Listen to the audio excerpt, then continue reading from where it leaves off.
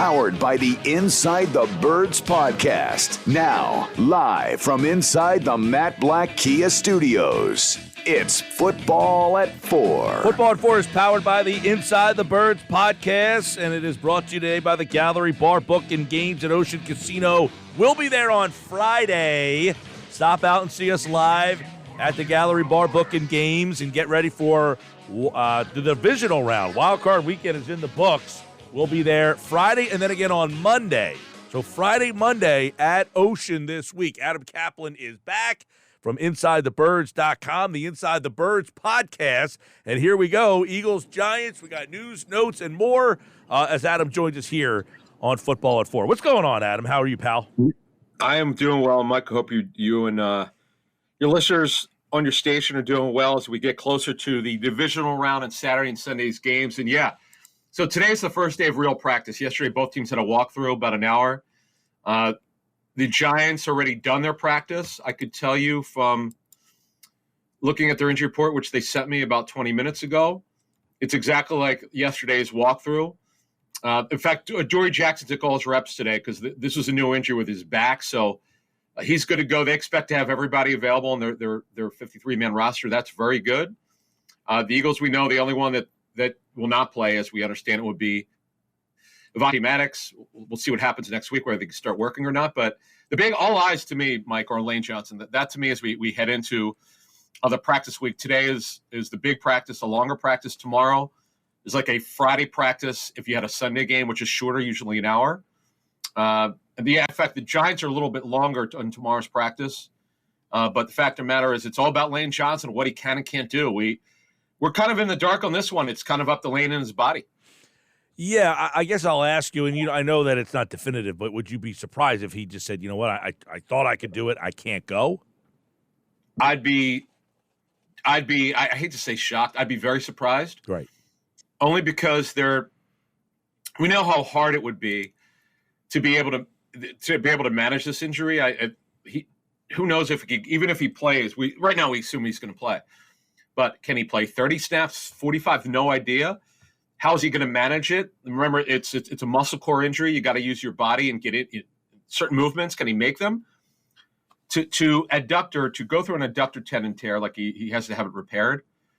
I just don't know how you do this based on all the information we've gathered on this one. But Lane is, I know people laughed at Sirianni when he talked about Jalen Hurts' ability to recover is not like normal people. He wasn't playing the first 2 weeks anyway, but that's fine. But this one's a little different. Yeah. Actually, it's a lot different. The injury is different. But he doesn't have to throw. He actually has to move his legs and be able to move them and contort a certain way as an offensive lineman, Mike. This is sort of unprecedented what he's trying to do.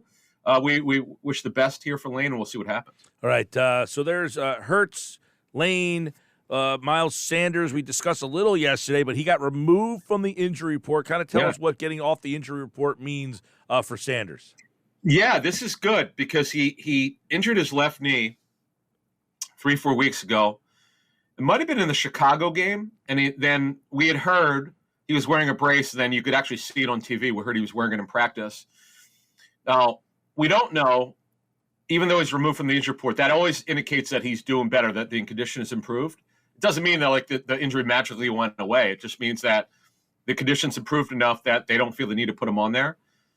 So I have to think, and I mentioned this to you yesterday on your show, if Hurts, who's off the injury report, is back to normal as he's going to get with his right shoulder injury, this is going to help Sanders because Sanders works off Hurts in the run game. That's the biggest thing here is why Hurts has to run.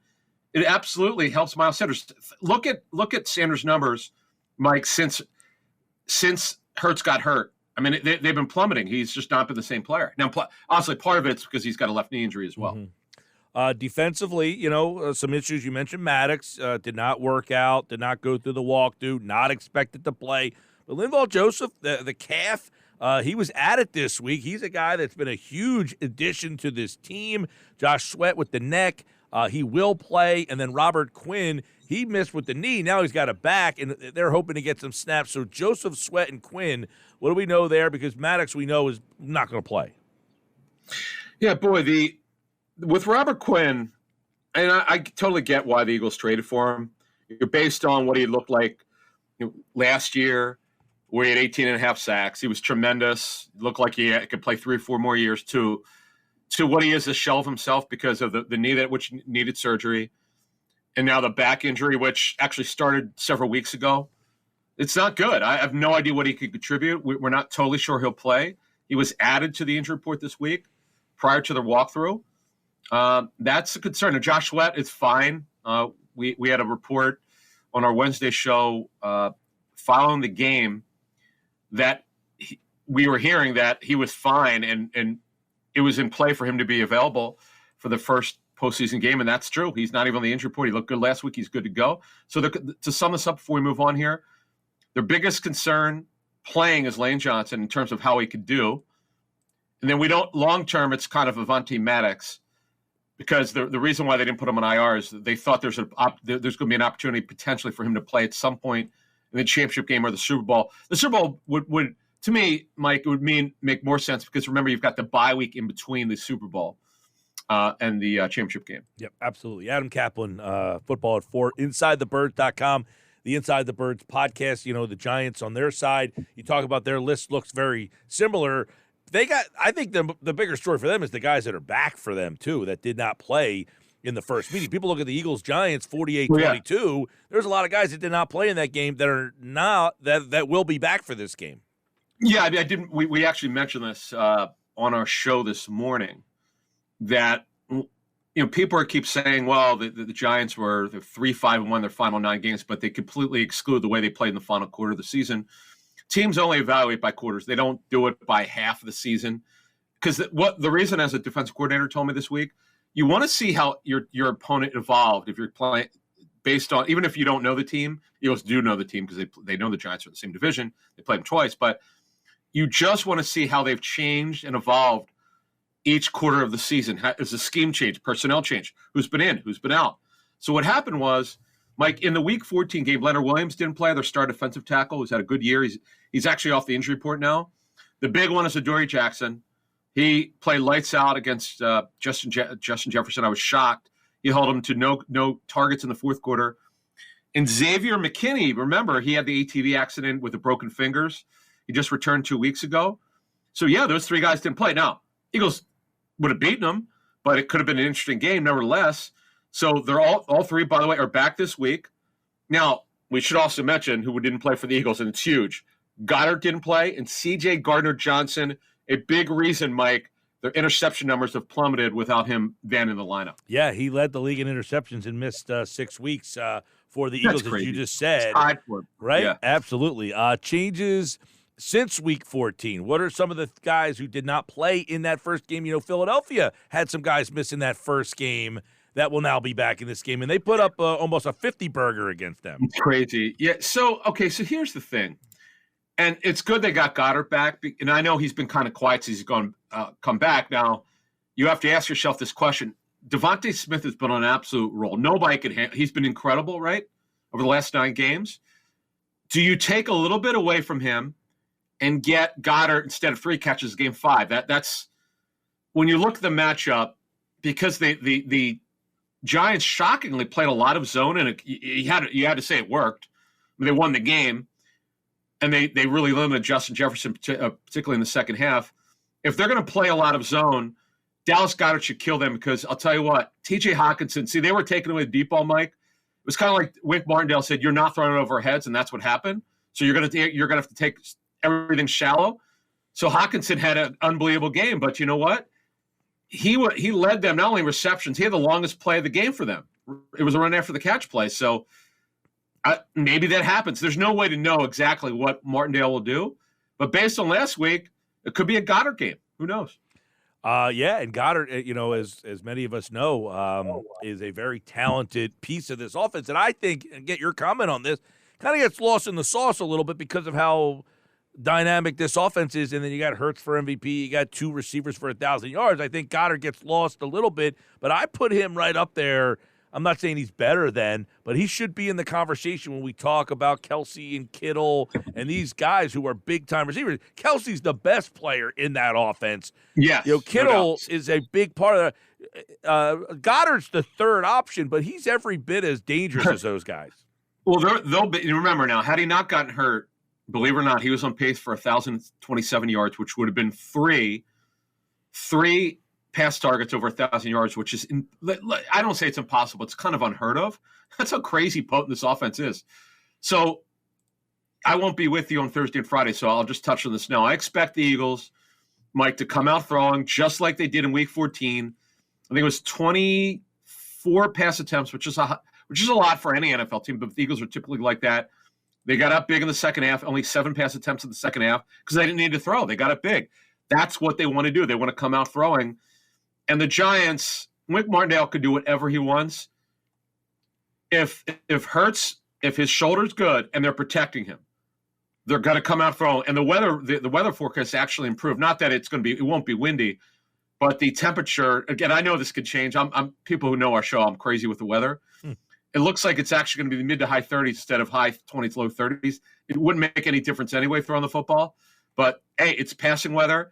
They're going to come out throwing. I'm very interested to see what Goddard does. And, by the way, I voted for the Pro Football Writers Association annual awards. They have the deepest – they vote like they have 4 different polls, like best AFC, the AFC team, NFC team, overall team. So I would have voted for Goddard, but he missed too many for the NFC team. I had to go with George Kittle. Process of elimination. He's just better than everyone else. But if Goddard had played a full season, I probably would have voted for him. Yeah, I'm looking at the ballot here. Most valuable player, offensive player of the year, which sometimes people go MVP one guy, offensive player of the year a different guy. You went with the same guy for both. Yes, Mike, I had to because Hurts got hurt. But my in the NFC portion of it, I went with Hurts. Okay, I went with Hurts over Kirk Cousins, who had a very good year. Jared Goff, who had what a year he had. If you really look at the other quarterbacks, I mean, who could you possibly vote for? Geno Smith would be the other one. He, to me, was most improved. And that's it. I mean, where else could you possibly go? To me, it was a landslide for Hurts. Yeah, I guess I'm not trying to say that you're wrong in voting for Hurts. I guess, I don't know, as a position player, Tyreek Hill's an AFC player. He had a monster year. I guess on the NFC side, was there Justin Jefferson had 1,800 yards, right? I mean, I guess he could have been considered. So yeah, I think I sent the list. So for me, for the NFC best receivers, where I went with Jefferson had to be number one. I think I went with A.J. Brown. Did I not? For NFC, let's see. NFC wide receivers, yes, Jefferson and Brown. Yeah, Deebo Samuel missed too much time. I have to tell you, I'm pleasantly surprised that A.J. Brown made the season without missing a game. He had a couple of 2 or 3 minor injuries during the season, but his knees held up. That was a big reason that the Titans traded him. And, man, to make this – I mean, look, they got an unbelievable season out of arguably the best in Eagles history. He did break Mike Quick's record, but in 17 games, not 16. But that trade, my God, what a trade, Mike, that turned out to be.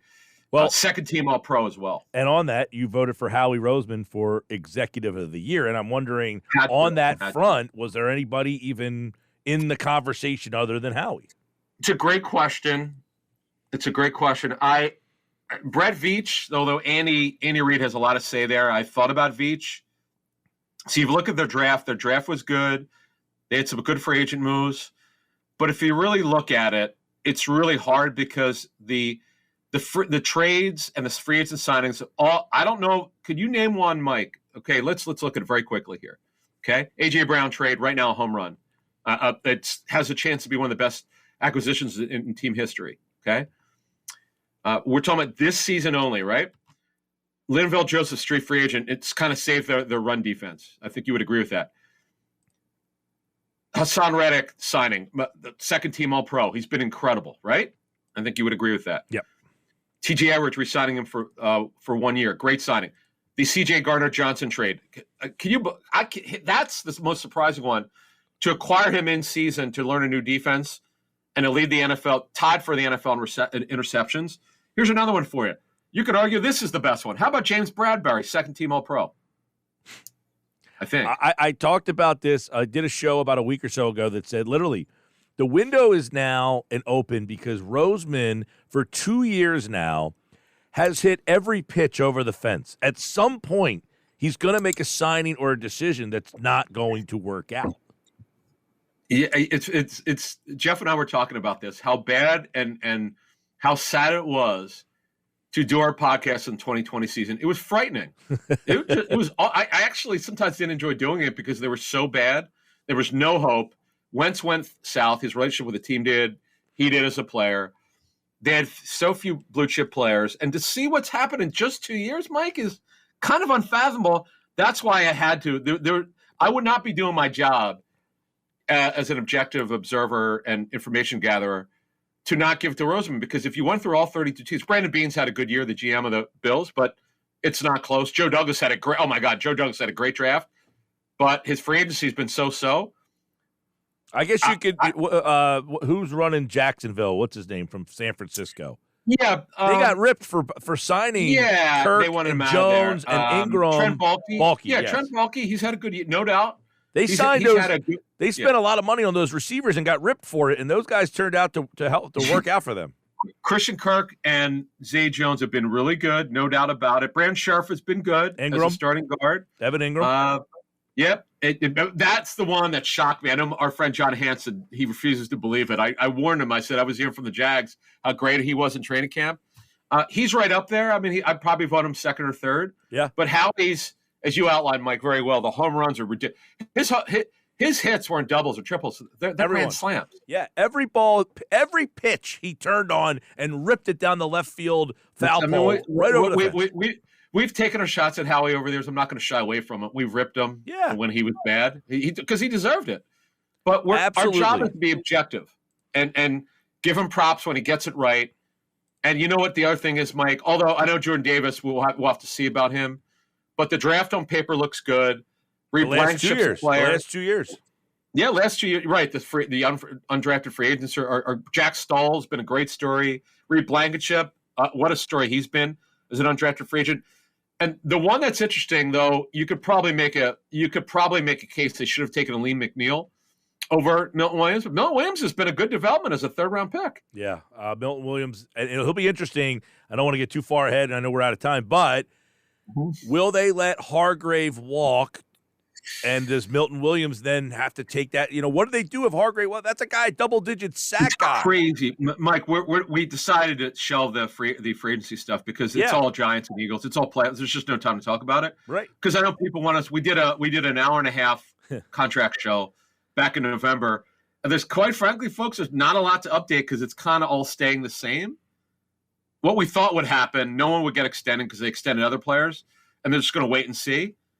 But once hopefully they don't lose this week. But if they do, that's kind of what we're probably going to have to start off. We'll review the game if they lose, whenever that is.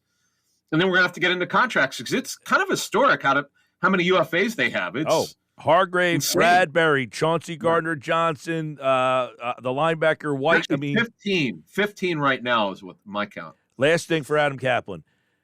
Tampa Bay, Carolina, Arizona. Those are 3 games that are the worst in my memory. If they lost this game to the Giants, does that rank as one of the most disappointing playoff losses for this franchise? It depends how it goes down. It's a fair question, Mike. If it's 33-30, Giants win on a field goal at the end, well, okay, then people are going to crush Gannon. You know that's coming. Everybody knows where that's going. But if it's 14-13 and they didn't score, I'd be shocked. That means obviously it would be someone with Hurts, or Hurts got knocked out of the game. Again, it's all about context. But yeah, it would be severely disappointing. I was at that game as a season ticket holder in 2002 when the Bucks closed the vet. I could still see Joe Jarvicius running. I'm sorry, Eagles fans, I had to bring that up. But it's been brought up plenty today. It's been brought up plenty today. Yeah. Oh, by the way, we just got the Eagles injury report. Oh, okay. The only difference is Brandon Graham did not practice today because he is an illness, but that won't prevent him from playing. And then Linval Joseph took all his reps today. He's ready to go. That's it. Nothing new. The resting stuff. They love using resting player, Mike, as you know in the injury report. So the only guy who didn't work today that wasn't Brandon Graham was Maddox because he's not playing, and that's it. Yep. Everyone will be good. No, Robert Quinn, we're not totally sure he's playing. That we're not sure about. 8, 9, 10 resting players today. So I love that. You know what the best was? What was that term in the NBA they use? Load management. Right. The Seahawks used it 2 years ago. I literally almost fell over when I got their injury report. I'm like, what, that bleep? I'm like, what? That's not legal. What is this about? Load management. I'm like, I wonder if like the GM, John Schneider, had some kind like he's friendly with like NBA GMs. That was the funniest thing I've ever seen. They didn't even play last week, the Eagles. What do you need to rest for? I know. But hey, you know what? They've had a knock on wood, a pretty good injury situation. I know they've had a couple serious ones. But the Giants have got hit much harder. And there's a reason why the Eagles are 14-3, Mike. They get these guys to be, most of them to be available on Sundays. All right, Adam Caplan from Inside the Birds, the Inside the Birds podcast. Check out the latest pod on all their social media feeds and the Inside the Birds pregame show. When is that going down? Saturday with the Saturday night game. I'm glad you brought two things. 12 to 2 p.m. on Saturday, so it'll get you ready in plenty of time, not only for the Eagles game, but for the Jaguar and the Doug Peterson Bowl in Kansas City, so you can watch that game and be home. Or I know we're going to probably have some people show up, which we appreciate. Rivers Casino in Philly. And also, the Nakobe Dean interview. We did that. It's on every platform. You could see it. It's only 20 minutes, so you could watch that. You could download it, watch it, whatever you want to do on any platform. And we love that from our friends at Sky Motor Cars. We appreciate them helping us out. So Nakobe was great, by the way. Some great storytelling. All right, there you go. Saturday night right here on 97.3 ESPN. The guys will have Inside the Birds pregame show 12 to 2 on all their social media channels. Adam Caplan from InsideTheBirds.com. Thank you, Adam. Thank you.